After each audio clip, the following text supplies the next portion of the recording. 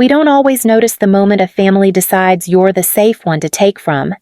Sometimes it's quiet. Sometimes it looks like handling things. In Olivia Stanton's case, it was the space where a piano had lived for decades, an absence that felt deliberate, like someone erased a piece of her on purpose. Olivia teaches music for a living, not as a hobby, not as a cute side job.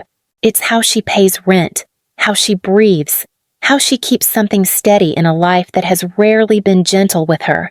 And this is where it shifts into her voice.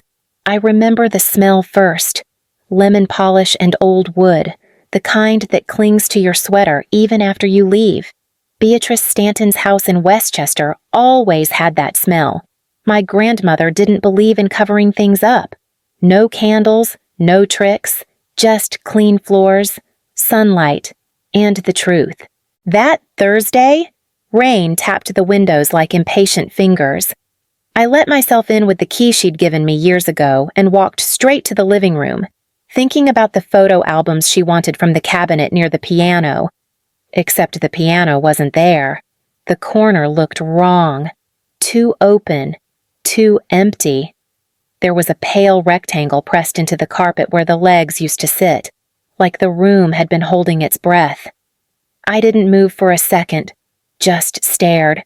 Then, my phone was in my hand. My mother picked up on the third ring. "Olivia, where's Grandma Steinway?" A small pause, paper rustling, like she was doing something else while I stood there trying not to shake. "Your father took care of it." Don't start. Took care of it how? Adult decisions.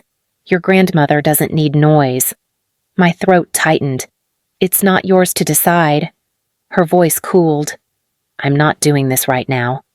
The call ended. I drove to my parents' place before I could talk myself out of it.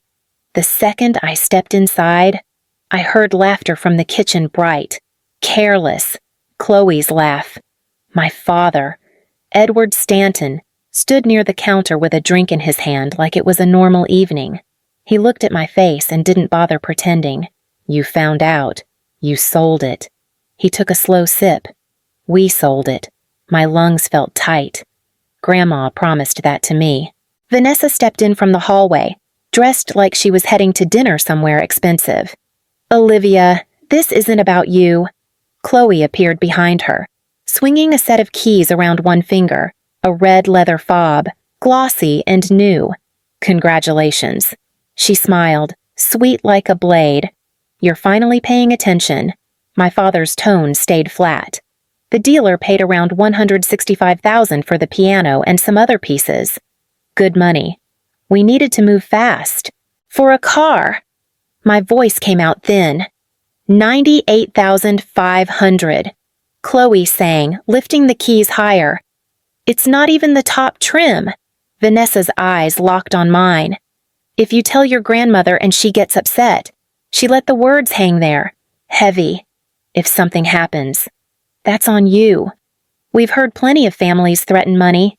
Hearing one threaten guilt like a weapon is different. My hands curled into fists.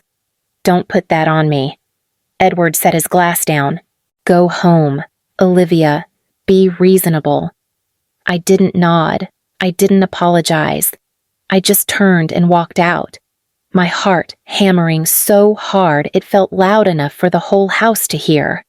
By the time I reached my car, my phone buzzed with a notification from the dealership account Chloe had linked to our family group chat photos. Paperwork. The caption, "Welcome to the Stanton Standard." If this story stays with you, you can follow along and subscribe to Revenge Sins for more family stories told in full.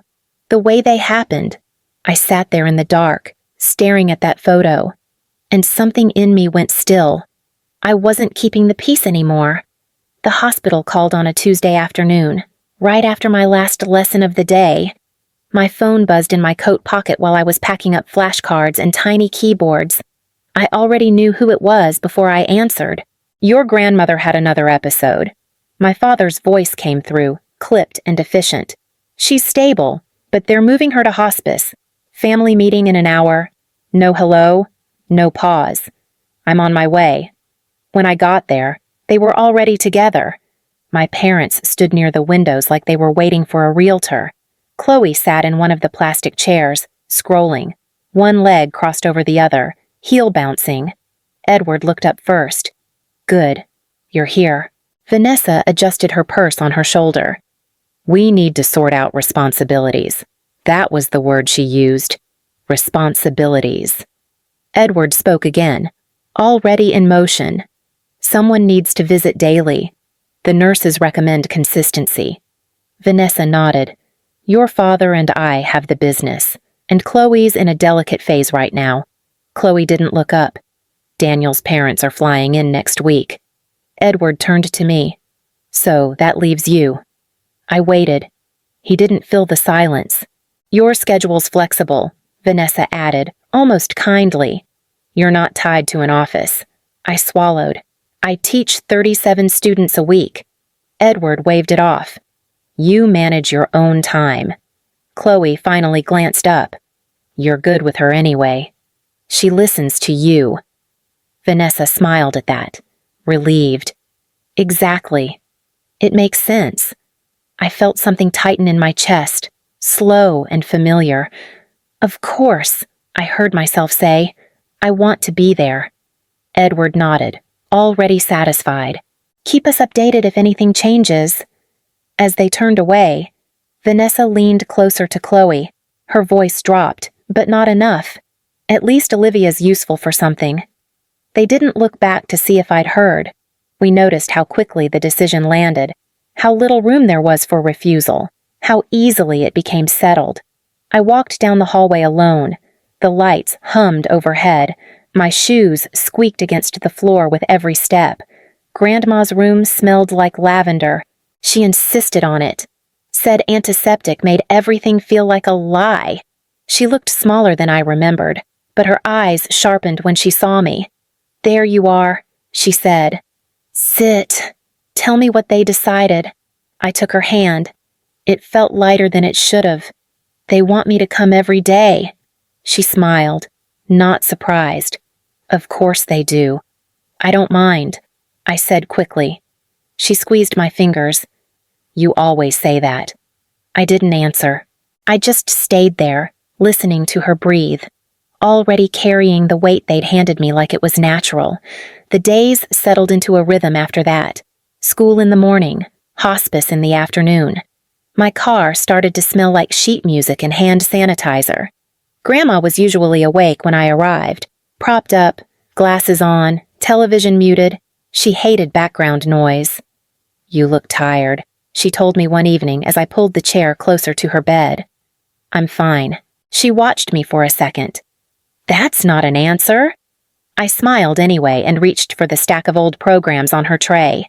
You want to see the one from Boston or Philadelphia first. She waved a hand. Later. Sit. I did. Her fingers tapped lightly against the blanket, a habit from years of counting time in measures. I need to talk to you about something. My shoulders tensed before I could stop them. Okay. The Steinway. I nodded. You've mentioned it. She shook her head once. No. I told them. Clearly. In front of everyone. I remembered that dinner. My father's jaw tightening. My mother smiling too fast. Chloe rolling her eyes. It's yours. Grandma continued. Not someday. Not if they feel generous. It's yours. Grandma. You don't have to, I want to. Her voice stayed calm, but there was steel underneath it. You're the only one who ever treated it like more than furniture. I looked down at our hands. Hers were thinner now. The veins stood out. I learned on that piano. I whispered. I know. She squeezed my fingers. You listened. That's the difference. The room felt smaller all of a sudden. She took a breath, slow and measured. Promise me you'll protect it. I promise. We noticed how she waited for that answer, how she didn't move on until she had it. I went home that night thinking about scales and cracked ivory keys and how something that solid could feel fragile. 2 days later, I stopped by her house after work to grab the photo albums she wanted. The living room lights were off. The floor was bare, too bare. I stood there, heart thudding, staring at the empty corner. My phone was already ringing in my hand. "Mom," I said as soon as she picked up. "Where's Grandma's piano?" There was a pause. A sigh. "Your father handled it." "Handled it how?" "Olivia, don't make this harder than it needs to be." The line went dead. I didn't sit down. I didn't cry. I just stared at the carpet where the piano had been, the outline still pressed into it, and felt something shift that I couldn't put back. I drove to my parents' house without thinking it through. Muscle memory took over. Park. Walk. Knock once. Not twice. My father opened the door with a glass in his hand. Ice clinking softly. He looked past me first, like he was checking for someone else. "You shouldn't be here," he said. "The piano." I answered. "Tell me what you did." He stepped aside, not inviting me in, just clearing the doorway. The television murmured in the background. A cooking show. Someone laughing. "We sold it," he said. Calm. Too calm. "Along with a few smaller pieces from your grandmother's house." My chest tightened. "You had no right." He took a sip, set the glass down carefully. "It was an asset. Sitting there doing nothing. It wasn't yours." Vanessa appeared in the hallway, already dressed, hair perfect. "Lower your voice." "Where is it?" I pressed. "Gone." My father said. "A dealer in the city. Paid around $165,000 for the piano and some antiques. Fair price, given the condition." My hands started shaking. I tucked them into my jacket pockets. Grandma promised that to me. Vanessa crossed her arms. "Your grandmother is very ill." She was clear. "She's on medication. She shot back. And she doesn't need stress." Chloe came in then, phone in hand, smiling like she'd just won something. A set of keys dangled from her fingers. Red leather. New. "Is this about the car?" she said lightly. "Because it's done. The money bought that." I said. $98,500, she replied, almost cheerful. "Not even the most expensive trim." My father nodded once. "Chloe needs to make the right impression. Appearances matter." "For who?" "For everyone." Vanessa answered. "Daniel's family. Business associates. People who expect a certain standard." My throat felt dry. "So you stole from her." My father's jaw tightened. "Watch your mouth. You sold something that wasn't yours." Vanessa stepped closer. Her voice dropped. "Listen carefully. If you go to your grandmother with this, and she gets upset." She paused there. "Let it sit. And something happens." She continued. "That will be on you." The room felt smaller. The air heavier. We noticed how quiet it got after that, how no one rushed to soften the words once they were out. My stomach turned. "Don't put that on me. This family has enough to deal with," my father said. "Don't add to it." Chloe rolled her eyes. "You always do this. Make everything dramatic." I looked at her. Really looked. "Take the keys out of your hand." She laughed. "Why?" "Because you're shaking them like a trophy." She stopped. Surprised?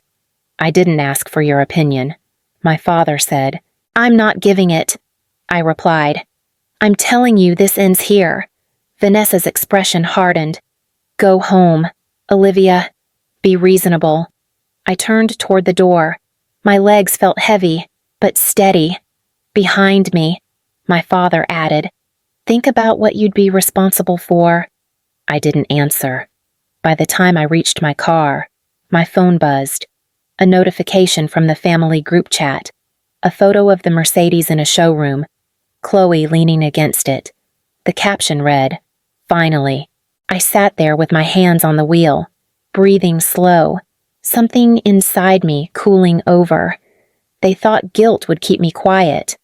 They were wrong. I didn't sleep much that night.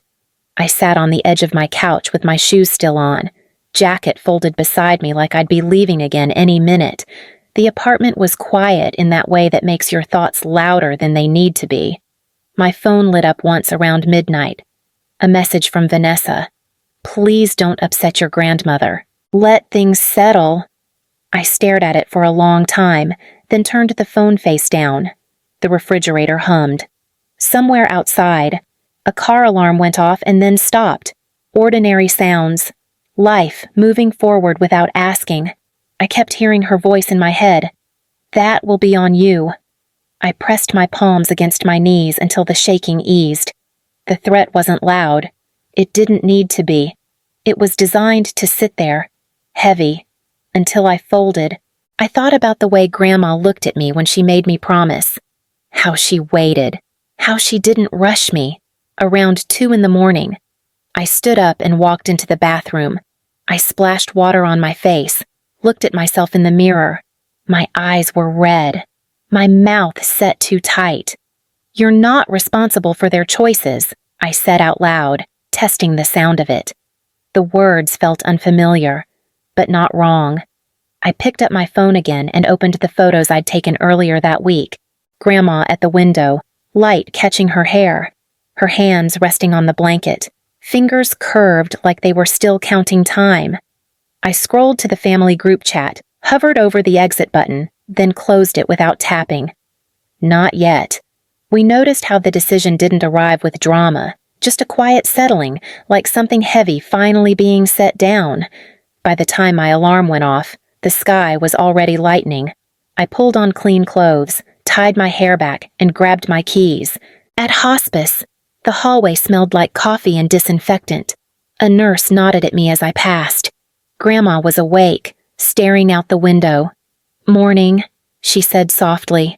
I pulled the chair close, took her hand. It felt warmer than the night before.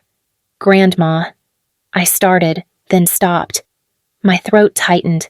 She turned her head, really looking at me. "You're ready." I nodded once. "I need to tell you something." She squeezed my fingers. "Then tell me." I told her everything. Not all at once. Not cleanly. It came out in pieces, stopping and starting. My voice catching when I got to the part about the sale, the dealer, the car. Grandma didn't interrupt. She didn't look away either. Her face stayed still, but her grip on my hand tightened when I mentioned the keys swinging in Chloe's fingers. When I finished, the room felt too quiet. She let out a slow breath. Not a gasp. Not a sob. Just air leaving her lungs like she'd been holding it for a long time. "So," she said finally, "they did it anyway." My chest ached. "I'm so sorry. I didn't want to hurt you." She turned her head toward me. Her eyes were clear, sharp. "Sweetheart, I'm not hurt. I'm disappointed. There's a difference." I swallowed hard. She shifted against the pillows, then reached toward the side table. "Hand me my phone." I hesitated, then placed it in her palm. She scrolled without fumbling, thumb steady, found the name she wanted. Arthur Klein. The line rang twice before a man's voice answered, calm and familiar. "Beatrice, I don't have much time," she said evenly, "but I'm clear-headed, and I need you to do something for me." There was a pause. Then, "I understand. Sunday," she continued. "Vanessa's birthday. At the house." Another pause. "Yes. Bring everything." She ended the call and set the phone back down. I stared at her. "Grandma, what did you just do?" She looked at me then, really looked, and for the first time since I'd arrived, she smiled. Not soft. Knowing. I stopped waiting for them to do the right thing. We noticed how steady her voice was, how this didn't feel like anger in motion, but something prepared long before the moment arrived. My heart was racing. What's going to happen? "You don't need to carry that yet." She reached for my hand again. "All I need from you is this. Come on Sunday. Dress like yourself. And don't interrupt." I nodded, even though I didn't fully understand. She closed her eyes for a moment, then added quietly, "They thought I was weak, and they thought you were silent. Her fingers squeezed mine. They were wrong about both. I stayed with her until she drifted off, the steady beep of the monitor filling the room. When I left, the hallway felt different, like something had shifted under my feet. I didn't know exactly what was coming, but I knew it wasn't going to be quiet anymore. Arthur Klein's office sat above a bakery that smelled like burnt sugar and coffee. I noticed that before anything else. It felt grounding, ordinary, like the world hadn't shifted, even though mine had. He met me at the door himself, gray suit, sleeves creased, no rush in his movements. "You must be Olivia," he said, offering a hand. "Your grandmother talks about you constantly."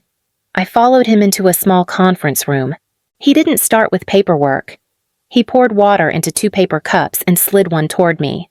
"Before we begin," he said, settling into the chair across from me, "I want you to know this meeting isn't about confrontation. It's about clarity." I nodded, fingers tight around to the cup. He opened a folder and turned it so I could see. The first page was a deed. The address made my stomach drop. "That's my parents' house," I said. Arthur tilted his head slightly. "That's the house your grandmother owns." I blinked. "They've lived there for years. They've occupied it," he corrected. "Ownership was never transferred, not after your grandfather passed, not later, not quietly." My pulse picked up. They told everyone it was theirs. He didn't react to that, just turned the page. "They also listed the property as a business address for your father's consulting firm. That matters. How? It becomes misrepresentation, especially when paired with the sale of protected assets." He flipped to another document. Trust paperwork. Dated 6 years back. My name sat near the bottom. "Your grandmother established a protective trust." Arthur continued. "Sole beneficiary. You." My throat went dry. "The piano was part of that." "Yes, along with the antiques sold alongside it. And the money." He leaned back slightly. $165,000 from the dealer. Unreported gains. That opens tax exposure. I stared at the table. My hands were cold.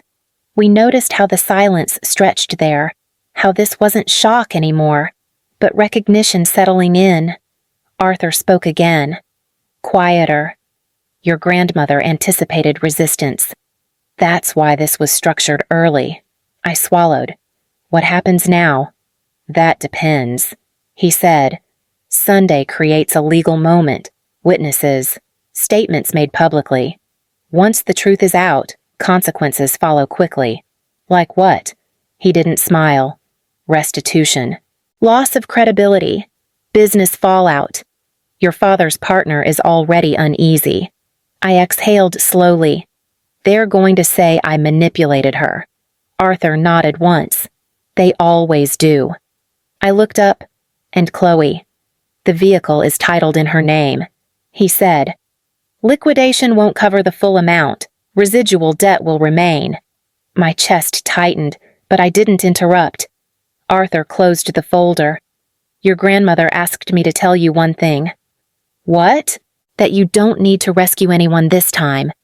I sat there a moment longer, then stood. My legs felt steady. That surprised me. Outside, the bakery door chimed as I stepped back onto the sidewalk. A woman laughed inside. Someone dropped a tray. I checked my phone.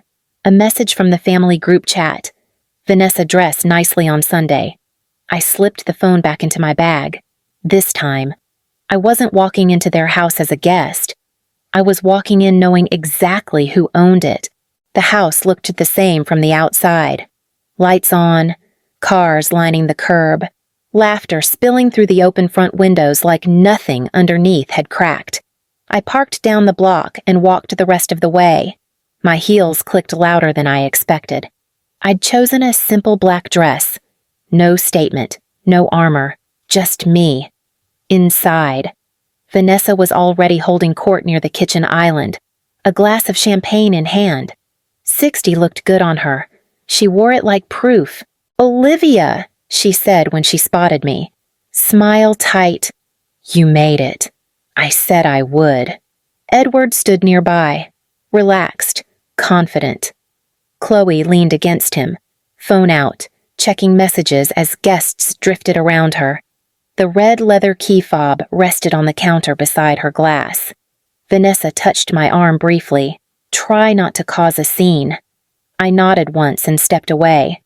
Arthur sat in the far corner of the living room, quiet, hands folded over a leather briefcase. When our eyes met, he gave the smallest nod. Nothing dramatic. Edward tapped his glass with a spoon a few minutes later. The sound cut through the room easily. "Everyone," he called out, smiling wide.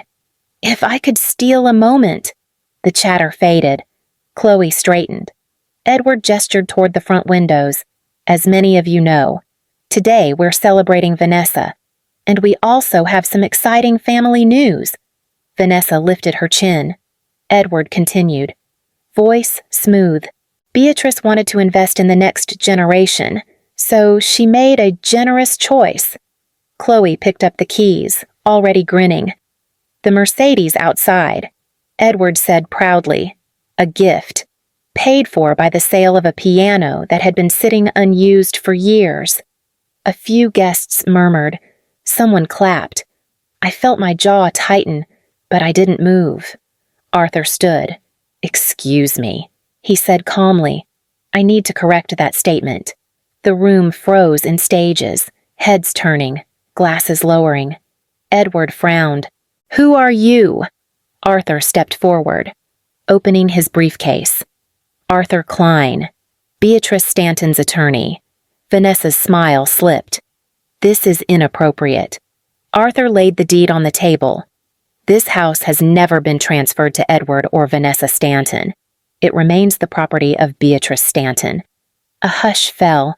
Someone near the fireplace inhaled sharply. We noticed how the room leaned in, how no one reached for their drink. Arthur continued, pulling out another document. 6 years ago, Beatrice established a protective trust. Olivia Stanton is the sole beneficiary. Chloe's face drained of color. "That's not real." Arthur glanced at her. "The sale of the piano and related antiques totaled $165,000. Those assets were protected. The funds must be restored." Edward stepped forward. "This is a misunderstanding." Arthur didn't look at him. There was also the matter of unreported gains and the use of this address as a business listing. A man near the window cleared his throat. "Nathaniel Cross, Edward's partner. I'm going to step away from our agreement," Nathaniel said quietly. "I can't move forward with this." Edward's mouth opened. "Closed," Vanessa whispered. "You did this. Toward me." I shook my head. I didn't say anything. Arthur turned to Chloe. "The vehicle is titled in your name. Liquidation will not cover the full amount. Remaining debt will be yours." Chloe stared at the keys in her hand like she didn't recognize them. I took a step forward then. The room shifted. "I'm not here to argue," I said. My voice didn't shake. "I'm here to stop pretending." Edward looked at me, furious. "You're tearing this family apart." I met his gaze. "No." I stopped holding it together by lying. No one interrupted, not even Vanessa. Arthur gathered his papers. "We'll be in touch." As the guests began to leave, quietly, awkwardly, I stood there in the living room that suddenly felt unfamiliar. They'd spent years believing this space belonged to them. Tonight, it finally told the truth. The house emptied faster than I expected. By the time Arthur left, only my parents remained. Edward sat at the dining table, staring at a spot on the wood like it might explain something if he waited long enough. Vanessa stood near the window, arms folded, her reflection doubled in the glass. No one tried to stop me when I went upstairs to grab my coat. At the door, Vanessa spoke once, her voice low. "You didn't have to do it like this." I paused, hand on the knob. "I didn't choose the way you handled things. I just stopped covering for it." She didn't answer. I drove home with the radio off. The quiet felt earned. A few weeks later, Grandma passed in her sleep. I was there that morning, holding her hand, the room filled with soft light and the steady sound of breathing slowing, then stopping. No drama, no fear, just an ending that felt honest. After the service, I didn't linger. I didn't wait for apologies that weren't coming. Life moved into a new shape after that. Slower, cleaner. I moved back into the house once the paperwork settled. Not right away. I took my time. I let the rooms breathe before I filled them again. The old piano space stayed empty for a while. I needed that. Eventually, I bought a new one. Not a Steinway. Something solid. Something chosen. I still teach. Still drive the same car. Some evenings I play with the windows open, letting the sound drift out into the yard like it belongs there. My name is Olivia Stanton. For a long time, I thought keeping peace meant staying quiet. Now I know it just meant losing myself slowly. What changed wasn't my family. It was the way I stopped asking permission to take up space in my own life. If you stayed with this story, you can follow Revenge Sins for more family stories told all the way through. We listened as Olivia stepped back into her life without raising her voice, without needing to win, just choosing not to disappear anymore.